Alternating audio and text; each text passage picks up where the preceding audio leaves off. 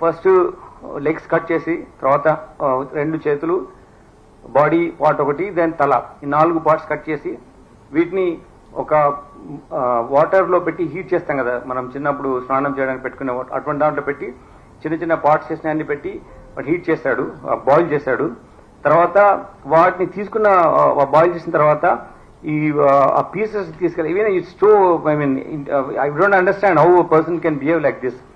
It's ultimate stature of barbaric nature, inhuman way of doing things. Utterly, it is greatest of rare ways of doing and killing a person this way without ఏ మాత్రం పాశ్చాత్తాపం లేని విధంగా. ఆ ఇంట్లో చంపిన తర్వాత, ఆ చిన్న ఇల్లులో చంపిన తర్వాత ఒక ఇంట్లో రెంట్కుంటాడు అతను.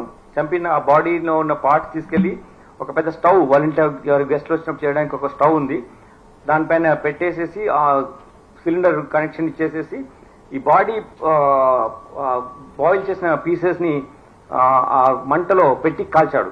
కాల్చిన తర్వాత అన్ని పీసెస్ కాల్చిన తర్వాత అప్పుడు అతను అవి తీసేసి ఒక పెస్టల్తో దాన్ని రోకలి బండ దాంతో తీసుకొని ముక్కలుగా చేసి, అది వేడి అయింది, బాయిల్ అయింది, వేడి అయింది కాబట్టి అది చాలా ఈజీగా ఉంటాయి కాబట్టి దాన్ని పగలగొట్టడం జరిగింది, చిన్న చిన్న పౌడర్ లాగా అయిపోయింది.